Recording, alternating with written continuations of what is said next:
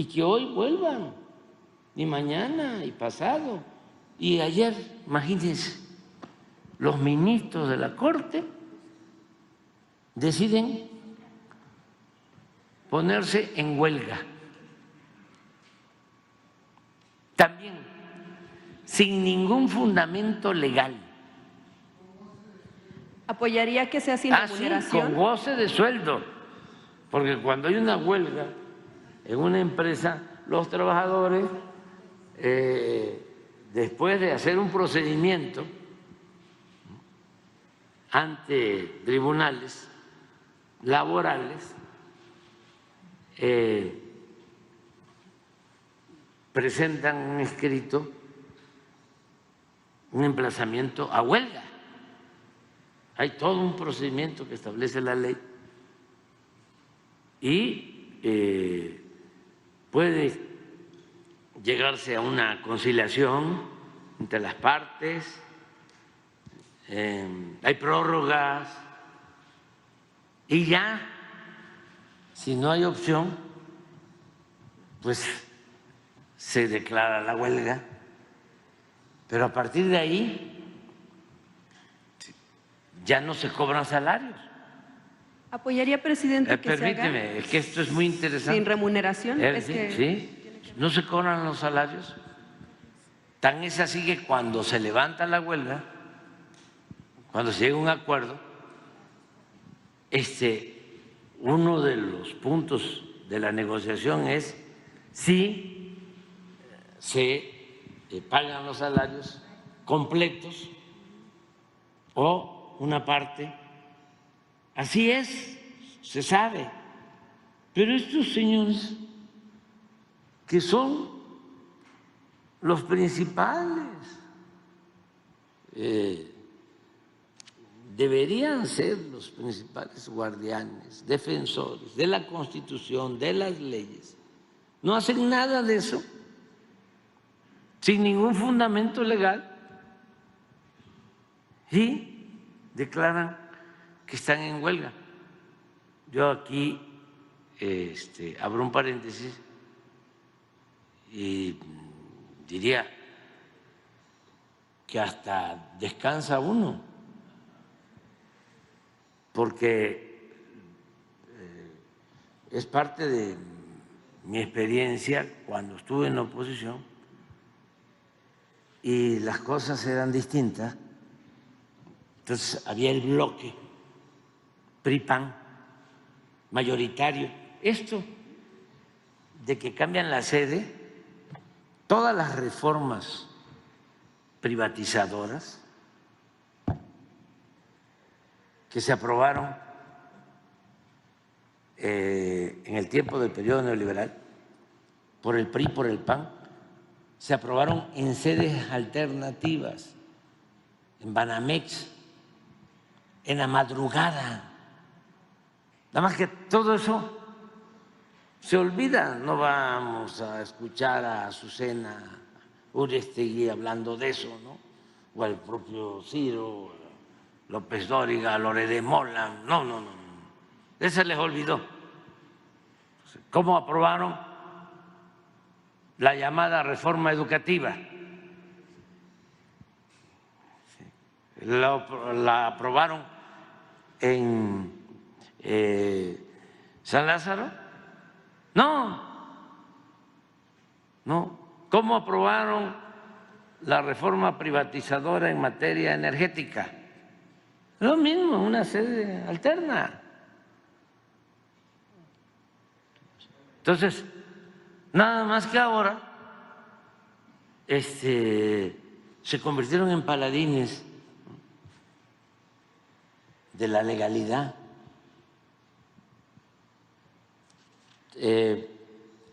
De modo que están saliendo muy bien las cosas.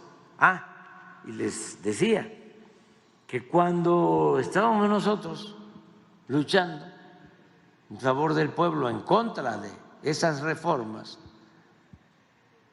que en realidad eran contrarreformas, porque todas esas reformas aprobadas por el PRI y el PAN en el periodo neoliberal, todas fueron en contra del pueblo de México y a favor de una minoría rapaz, los mismos que ahora no quieren estos cambios.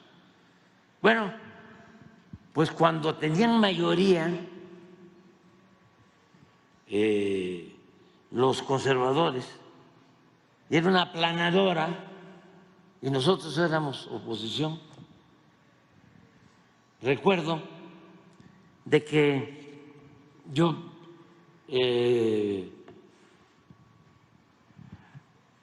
me preocupaba mucho cuando iniciaban los periodos ordinarios de sesiones, porque ahí venían las reformas a la Constitución, todas en contra del pueblo, y descansaba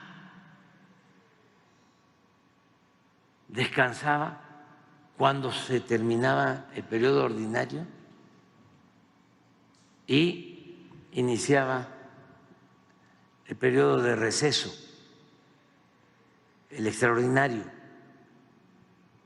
ya sea en la Cámara de Diputados o en la de Senadores. Era un descanso porque mientras estuviesen reunidos ellos, estaban en espera de que les enviaran, ni siquiera del gobierno, sino del bloque de mandones de la oligarquía, las reformas, incluso del extranjero, porque en ese tiempo la agenda política y la agenda del legislativo ni siquiera se definía en México.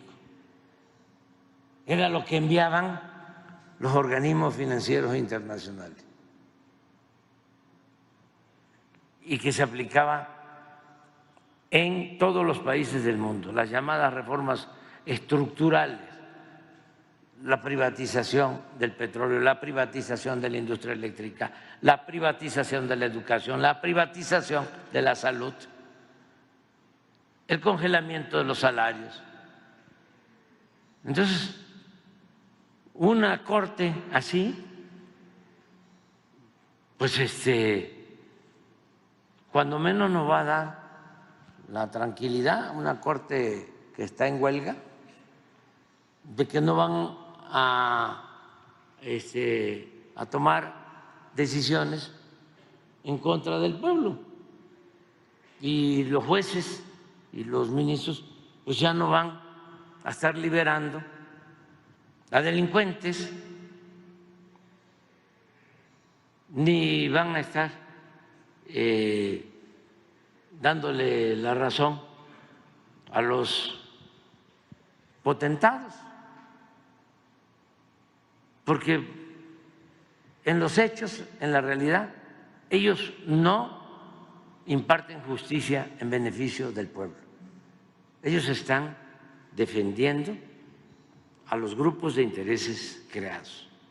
Entonces, no hay razón para preocuparse. Yo felicito a los legisladores que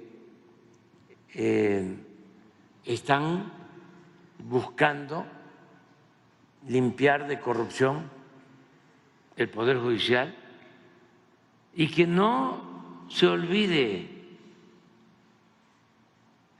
de lo que se trata es de que el pueblo elija a jueces, a magistrados, a ministros. ¿Cómo se elige a los presidentes municipales, a los diputados locales, a los gobernadores, a los diputados federales, a los senadores, al presidente? Es lo mismo. Y para que uno pueda ser candidato, necesita uno reunir requisitos. A mí me desaforaron porque querían que yo no cumpliera con el requisito de no tener antecedentes penales. Eso era lo que quería Fox y el presidente de la Corte y todos los ministros.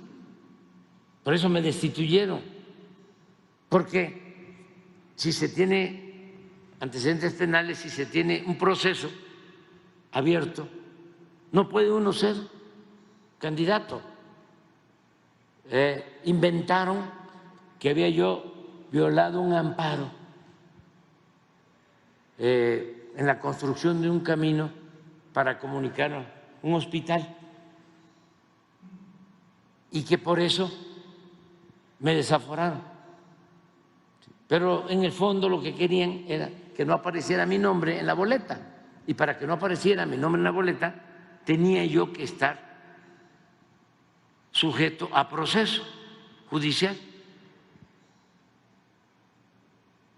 Entonces, ese era el propósito, ese era el fondo del asunto, esa complicidad entre el Ejecutivo y el Poder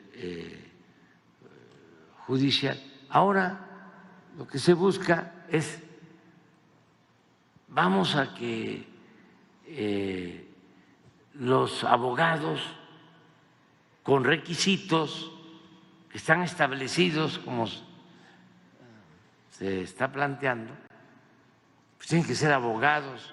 Imagínense ese muchacho que dice, ¿cómo? Porque es seguramente de familia conservadora y muy clasistas y racistas. Es todo lo que está saliendo, pero qué bueno, para poder reafirmar la grandeza cultural de México. Es un orgullo, un timbre de orgullo, es decir, soy naco, soy pueblo, naco de Totonaco, de la gran cultura totonaca, la de Tajín, Veracruz, que floreció en las costas del Golfo. Soy chinto, tabasqueño. Me siento muy orgulloso de mis raíces indígenas, de lo que tengo culturalmente, de mis antepasados mexicanos. Me siento muy orgulloso de eso. Además, imagínense, grandes culturas, aquí lo vemos, grandes civilizaciones, con todo respeto, y lo decía Vasconcelos, José Vasconcelos, ahí está en su libro, Ulises Criollo, búsquenlo, cuando se peleaban de niños, porque él estuvo allá en la frontera, en Piedras Negras, ahí estudió, y estudió también en Campeche. Él era originario de Oaxaca, gran intelectual. Así es que estudiaban y se peleaban los niños,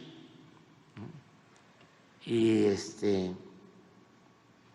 los niños estadounidenses insultaban diciendo que sudábamos mucho los mexicanos, gris, éramos grasosos, ¿sí? Y frijoleros, sí, y otras cosas más. Y en la defensa, dice Vasconcelos, que ellos comentaban, nosotros tuvimos universidad antes que ustedes en México, había universidades antes que ustedes. Don Pepe Iturriaga decía que todavía pastaban los búfalos en lo que hoy es Nueva York, y ya en México había universidades. Nada más para que ya también hagamos a un lado los complejos. Ya, porque estuvieron a muela y a muela y a muela. No puedo hacer otras cosas. Con eso, ¿no? Complejo de inferioridad, No, México es una gran potencia cultural.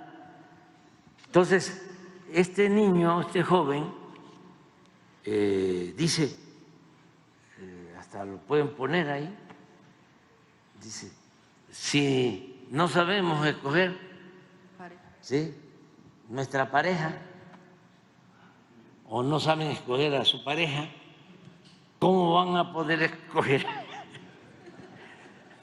a un juez? Y el otro que dice, van a llegar delincuentes. Ay, hermanito, mi primo hermano, si supieras.